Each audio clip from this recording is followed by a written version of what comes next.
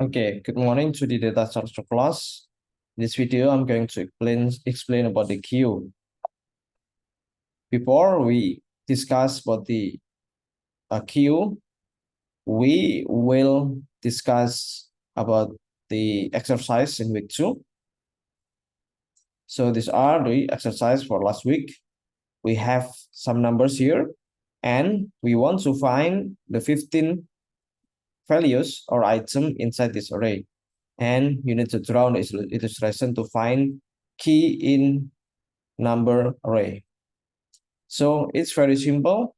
You can just sort the number first in an ascending way, start from 15 to 90, and we see that the key is on the beginning of this array. And first and middle and last, we define it. First equals 0, last 10, and the middle will be 0 plus 10 divided by 2, which is 5. And for the first iteration, number in index number 5 is greater than the key, because the number in the middle index greater than the key, then the last will be middle minus 1 equal 4. And for the iteration 2, we know that the last index here will be in the 4. Then the first and the middle, first is still on the first index, middle will be 0 plus 4 divided by 2, which is 2. Then the number index 2 is still greater than the key. And then the last will be middle minus 1. And for the third iteration, which is the last iteration, the first is equal to 0, last equal 1.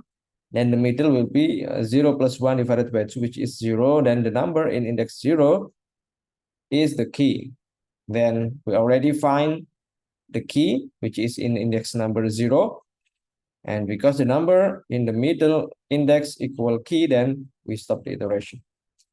Okay, let's start getting into queue material. Introduction. In our everyday life, it is common to have a system where some servers must serve several number of clients. And it is very common as well that the number of clients are bigger than the number of servers. In this situation, we know the client must queue to get the service from the server. There are some situations while the servers is less than the number of clients. It's like the queue in the bank. When you are going to the bank, then you know that the number of customer service is less than the number of the customers, and that's shows the queue. Server will serve client with any of these two common approaches: first come and first serve, or priority-based processing. We will see the differences between the first come, first serve, and also the priority-based processing after this.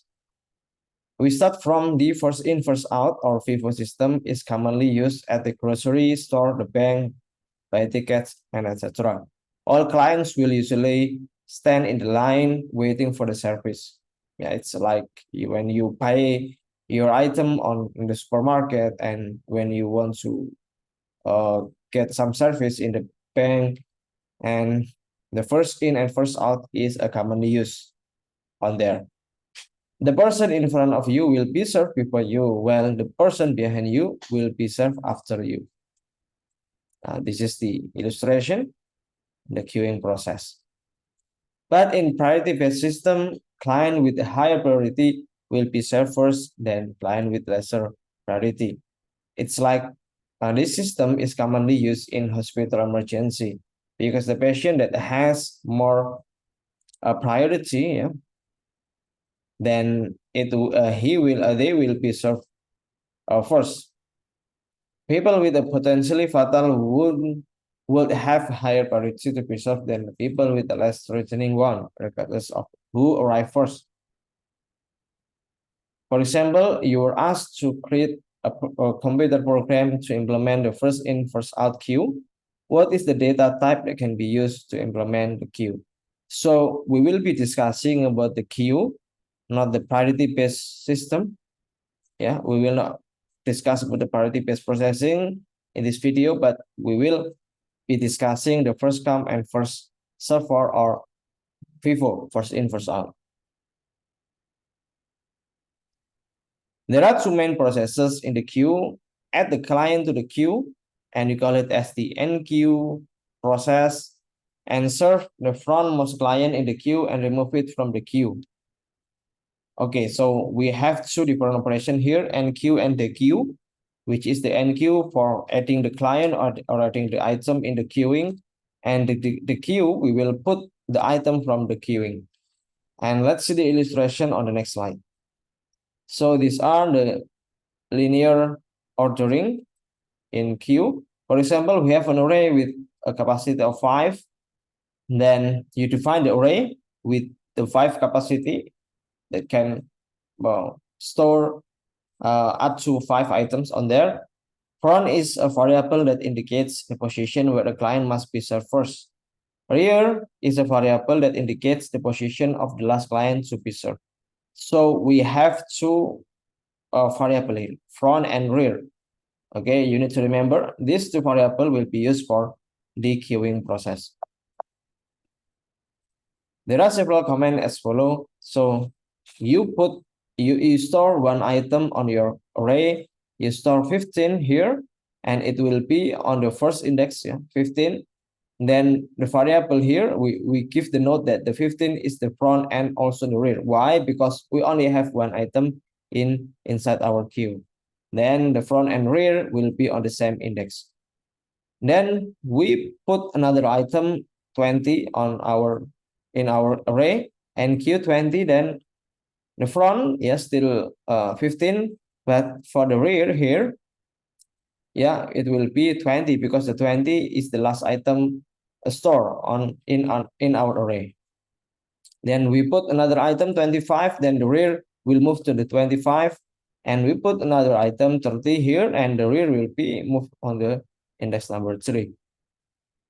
It can be seen on the previous slide if a client number enters the queue or enqueuing process, rear will be moved forward, indicating the last client to be served. So when we operate the enqueue process here, we will move the rear index. Yeah. We will move the rear index on the last item to be stored. Otherwise, if the client number has been served and leaves the queue, then we do the dequeuing process. The front will move forward, indicating the next client to be served. And we'll see in the illustration on the next slide.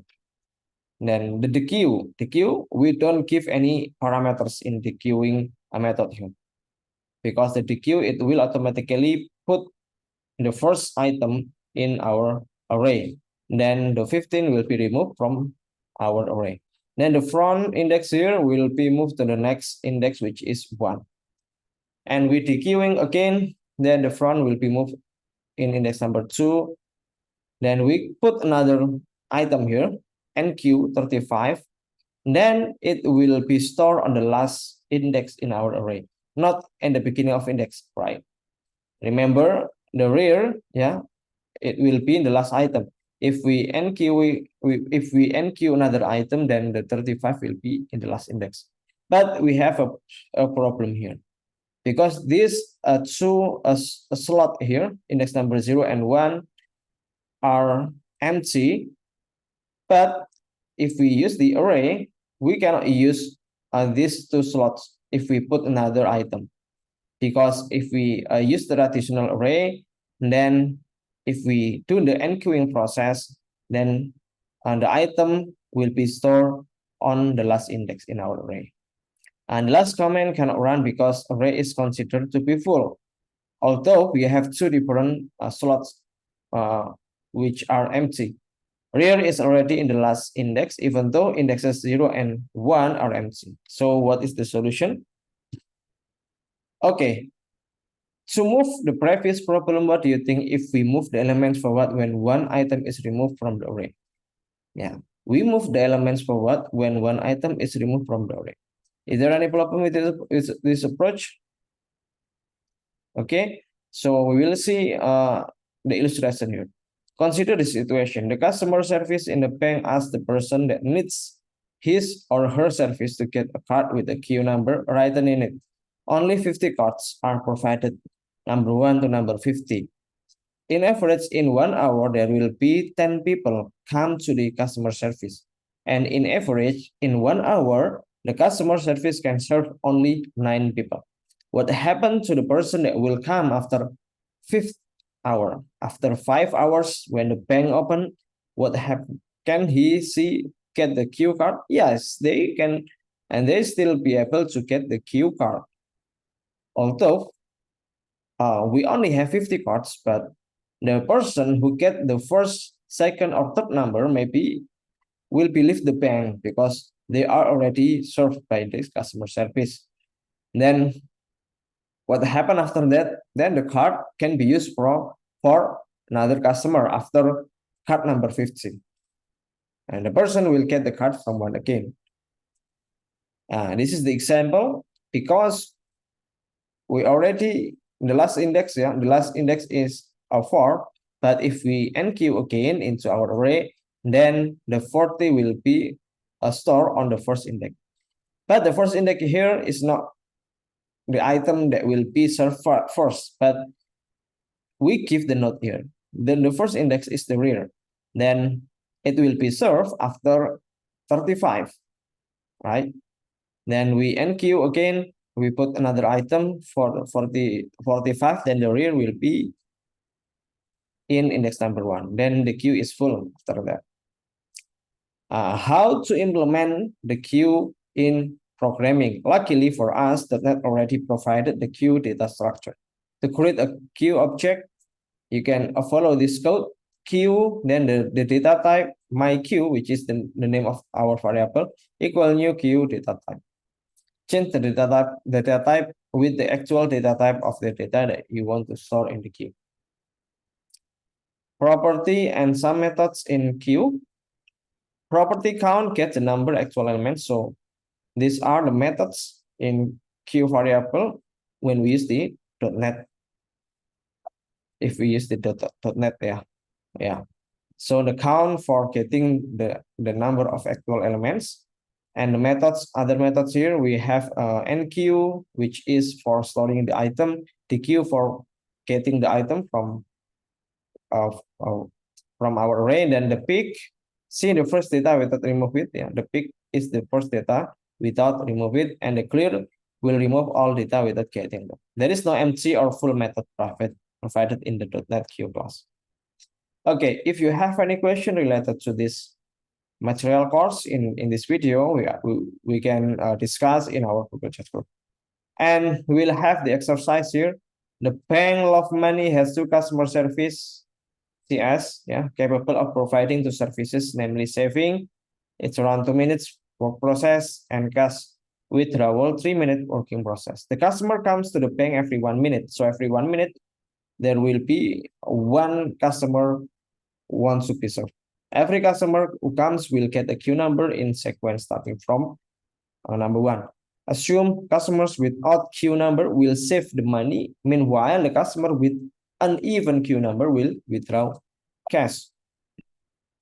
Every customer who comes will be served by a customer service who is not PUC. But if all CS is PUC, then the customer will enter a queue. If one of the CS has finished serving the customer who is in the front queue will immediately be served by the customer service. Assume the bank does not accept customers who come at the 11th minute. The 10 minutes accepts the last customer who came. Yeah, we can just assume that only 10 minutes the bank open. And write or draw simulation at the Love Money bank until all customers who come have been served. So you can see this is the template for your homework. You can just break down into every minute number 1, minute number 2, and we can just draw a table which contains 2 columns. The first column is customer service number 1, and the second column is customer service number 2. Then these are the queue. Yeah, we have some slots here.